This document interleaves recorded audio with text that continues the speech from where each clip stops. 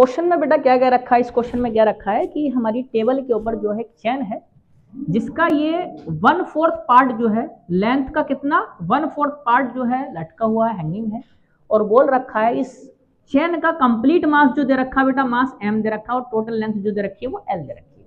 पूछा है कि बताओ कितना वर्कडन करना पड़ेगा ये हैंगिंग पार्ट को ऊपर करने के लिए, पुल ऑफ करने के लिए, है ना, खींचने के लिए कितना वर्कडन करना पड़ेगा।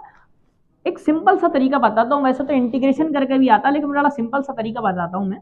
एल लेंथ के लिए मास कितना होगा बेटा स्मॉल m, यूनिट लेंथ के लिए मास कितना हो जाएगा स्मॉल m अपॉन l। तो l/4 लेंथ के लिए मास कितना होगा बेटा m/l इंटू l/4।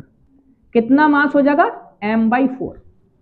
अब ये m/4 और हमारे पास अगर यूनिफॉर्मली डिस्ट्रीब्यूटेड मास है बेटा तो उसका सीएम कहां काम करता है, हमारा मिड पोर्शन पे काम करता है। दैट मींस ऊपर से कितनी हाइट पे काम करेगा l/4 की आधी, l/4 की आधी कितनी हो जाएगी बेटा l/8। ये यहां पर जो काम करेगा फोर्स कितना काम करेगा, ये इस पॉइंट पे जो काम करेगा हैंगिंग पार्ट का mg/4 का बेटा वेट काम करेगा। तो वर्क डन आपको ऊपर खींचना है और फोर्स नीचे लग रहा, तो वर्क डन कितना करना पड़ेगा हमारे पास, वैसे तो नेगेटिव में करना पड़ेगा, सिर्फ मैग्नीट्यूड की बात करेंगे तो हमारा क्या होता है फोर्स इनटू डिस्प्लेसमेंट। क्या होता है बेटा फोर्स इनटू डिस्प्लेसमेंट। अच्छा फोर्स कितना काम कर रहा होगा नीचे mg/4।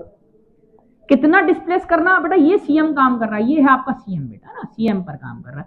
सीएम को कितना डिस्प्लेस करना पड़ेगा बेटा l/8 का डिस्प्लेसमेंट देना पड़ेगा, तो कितना आ जाएगा mgl/32।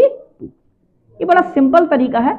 या फिर एक डायरेक्टली इसका रिजल्ट भी होता है बेटा वर्क डन का mgl/2n का स्क्वायर, यहां से भी निकल जाता है, जहां n जो होता है l/n में जितना लेके जा रहा हूं, मतलब कि n कितना आपका कितने में 1/4 में लेके जा रहा हूं, तो 4/4 16, 16 2 32, यहां से भी रिजल्ट आ जाता है। लेकिन एक ये बेसिक तरीका बहुत अच्छा तरीका, नोट कर